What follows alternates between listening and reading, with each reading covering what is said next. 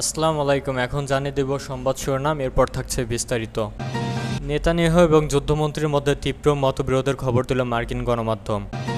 মার্কিন ও ইরাকি বাহিনীর যৌথ অভিযানে 15 আইএস সদস্য নিহত। বেঁচে ফেরা খালেদ মোশালকে হত্যার হুমকি ইসরায়েলের।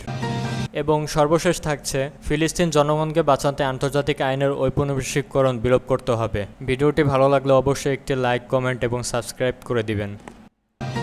নেতানিয়াহু এবং যুদ্ধমন্ত্রীর মধ্যে তীব্র মতবিরোধের খবর দিল মার্কিন গণমাধ্যম। গাজা যুদ্ধবিরতি চুক্তি নিয়ে ইহুদিবাদী সাধক গোষ্ঠীর প্রধানমন্ত্রী বেনিয়ামিন নেতানিয়াহু এবং যুদ্ধমন্ত্রী ইয়োভ গ্যালেন্টের মধ্যে তীব্র সংঘাতের কথা প্রকাশ করেছে আমেরিকার একটি গণমাধ্যম। গাজায় যুদ্ধবিরতি চুক্তির বিষয়ে ইহুদিবাদী শাসক গোষ্ঠীর নিরাপত্তা মন্ত্রিসভার বৈঠক অনুষ্ঠিত হয়েছে। 5 today American news website accessories বরাত দিয়ে জানিয়েছে, ইসরায়েলি প্রধানমন্ত্রী বেনিয়ামিন নেতানিয়াহু এই বৈঠকে সালাদিন অক্ষের মানচিত্র উপস্থাপনা করেন। সেখানে তিনি তার নিজের দৃষ্টিভঙ্গি চাপিয়ে দেন যে ইসরায়েলি সামরিক বাহিনী এই অক্ষত থাকতে হবে। তবে ইসরায়েলের যুদ্ধমন্ত্রী ইয়োভ গ্যালেন্টন এর সময় তাকে আক্রমণ করেন এবং নেতানিয়াহুকে ইসরায়েলের সেনাবাহিনীর মধ্যে পরিকল্পনা চাপানোর জন্য অভিযুক্ত করেন। ইহুদিবাদী শাসনে যুদ্ধমন্ত্রী ইয়োভ গ্যালেন্ট বলেছেন যে মন্ত্রিসভা যত তাড়াতাড়ি যুদ্ধবিরতি চাওয়া উচিত এবং এই চুক্তিটি বন্দরের বিনিময়ে মধ্যে সীমাবদ্ধ থাকা উচিত নয়, কারণ যুদ্ধবিরতির চুক্তি হলে তেল আবিবের জন্য একটি কৌশলগত মাইলফলক হিসেবে বিবেচিত হবে।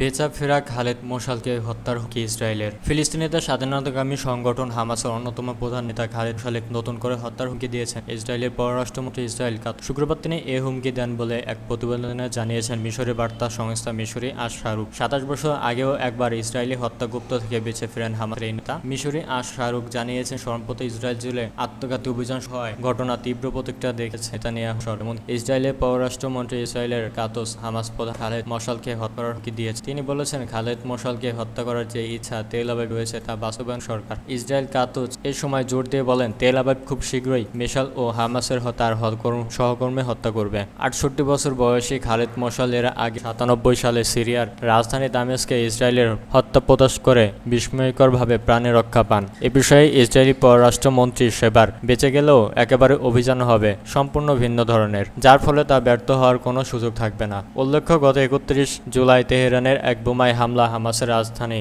রাজনৈতিক ইসমাইল হানিয়াকে হত্যা করে ইসরায়েল। সূত্র ইরান।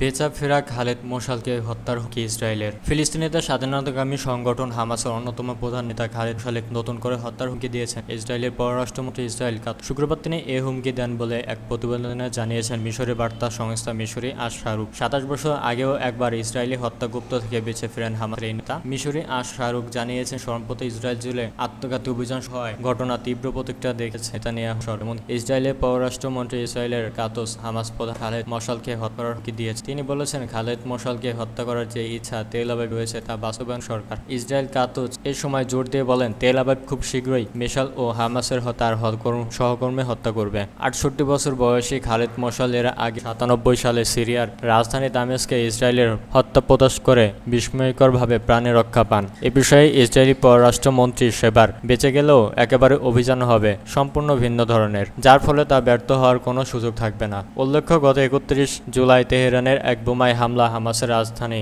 রাজনৈতিক ইসমাইল হানিয়াকে হত্যা করে ইসরায়েল। সূত্র ইরান।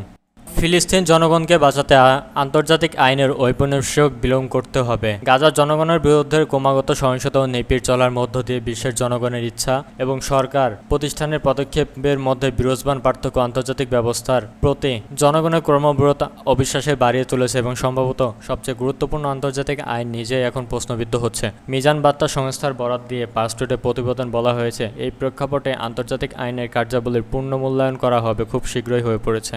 আন্তর্জাতিক আইন বিভিন্ন স্তরে বিশ্বব্যাপী রাজনৈতিক ও অর্থনৈতিক সম্পর্ক নিয়ন্ত্রণ করে এবং শান্তি, মানবাধিকার এবং পরিবেশ সুরক্ষা দেওয়ার দাবি করে আসছে। যাই হোক, ইতিহাসের প্রমাণ হিসেবে এই ইস্যুটি, যাকে আমরা আন্তর্জাতিক আইন বলছি, তা পশ্চিমের ঔপনিবেশিক মানসিকতার সেবায় এবং তথাকথিত উদারপন্থী পশ্চিমা সমাজকে সুযোগ সুবিধা দেওয়ার ক্ষেত্রেই বেশি ব্যবহৃত হয়েছে। এছাড়া যেমনটি আমরা দেখছি, আন্তর্জাতিক বিচার আদালতে এবং আন্তর্জাতিক অপরাধ আদালতে ইহুদিবাদী শাসনের বিরুদ্ধে ব্যবস্থা নিতে বলা হয়েছে, কিন্তু তাদের পদক্ষেপ যথেষ্ট হয়নি। অর্থাৎ ইসরায়েলকে গাজার উপর পাশবিক হামলা চালানো থেকে এখন পর্যন্ত বিরত রাখতে পারেনি। এ বিষয়ে মিডল ইস্ট AI এক নিবন্ধনে লিখেছে, আন্তর্জাতিক আইনের ঔপনিবেশিক শিকড় এবং পশ্চিমা কুসংস্কার বিশ্বব্যাপী দক্ষিণ অঞ্চলকে কোণঠাসা করেছে। আন্তর্জাতিক আইনের ঔপনিবেশিক শিকড় এবং পশ্চিমা পশ্চাৎগুলোতে ইউরোকেন্দ্রিক জ্ঞান উৎপাদনে কাজ করেছে এবং পদ্ধতিগতভাবে অন্যান্য অঞ্চল এবং তাদের অভিজ্ঞতাকে উপেক্ষা করে চলেছে।